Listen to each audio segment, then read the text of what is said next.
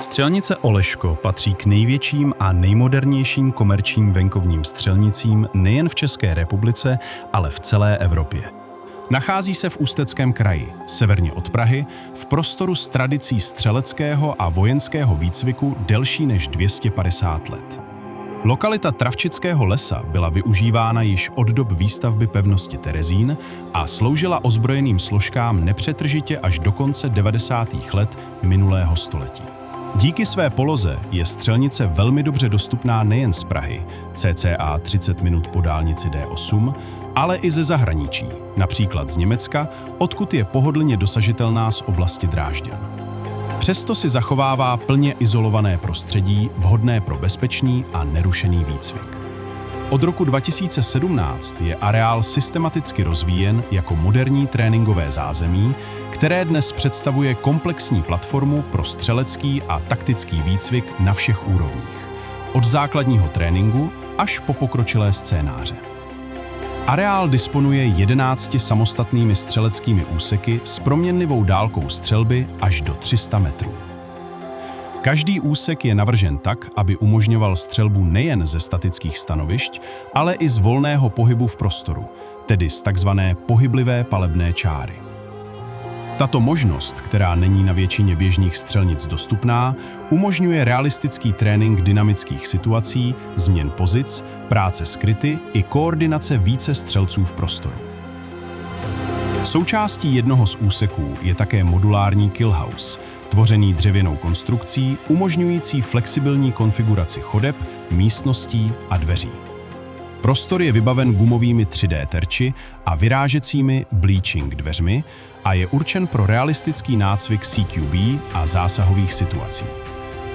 Střelnice je určena pro široké spektrum zbraní, od malorážových až po velkorážové systémy, včetně brokovnic a za splnění zákonných podmínek i samočinných zbraní. Hlavní střelecký úsek A nabízí 300 metrů délky a 40 metrů šířky, což umožňuje práci větších skupin střelců i realizaci komplexních výcvikových scénářů. Tato vzdálenost zároveň poskytuje vhodné podmínky pro základní trénink přesné střelby a výcvik odstřelovačů.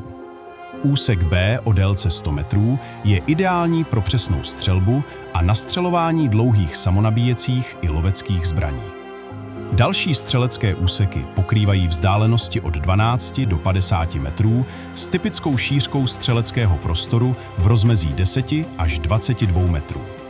Tyto úseky jsou navrženy pro dynamickou střelbu na krátké a střední vzdálenosti, včetně střelby z pohybu, změn pozic, práce s kryty a vedení palby v různých směrech v rámci definovaných bezpečnostních sektorů.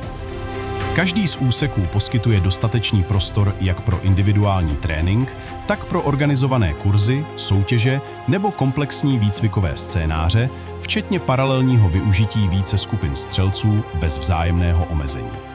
Jednotlivé úseky jsou plně vybaveny pro variabilní výcvik. K dispozici je dostatečný počet terčových stavů, stojanů na kovové terče, stolů pro odkládání vybavení, židlí pro odpočinek a zázemí pro střelce. Součástí vybavení jsou stovky kusů mobilních krytů a zástěn, včetně barelů, dřevěných imitací zdí a dalších prvků, které umožňují stavbu realistických situací pro výcvik, soutěže i komplexní scénáře. Pro označení střeleckých stanovišť a palebních čar jsou k dispozici kužely a další organizační prvky. Pro střelbu jsou k dispozici různé typy terčů, od papírových a kartonových, přes klasické hardoxové popery, až po závěsné gongy různých velikostí či dynamické prvky typu Texas Star. Střelnice je dále vybavena výcvikovými vozidly a většina areálu je taktéž pokryta Wi-Fi signálem. Střelnice Oleško je dlouhodobě využívána širokým spektrem profesionálních i civilních uživatelů. Pravidelně zde probíhá výcvik příslušníků ozbrojených složek České republiky, včetně policie, armády, vězeňské služby i obecních a městských policií.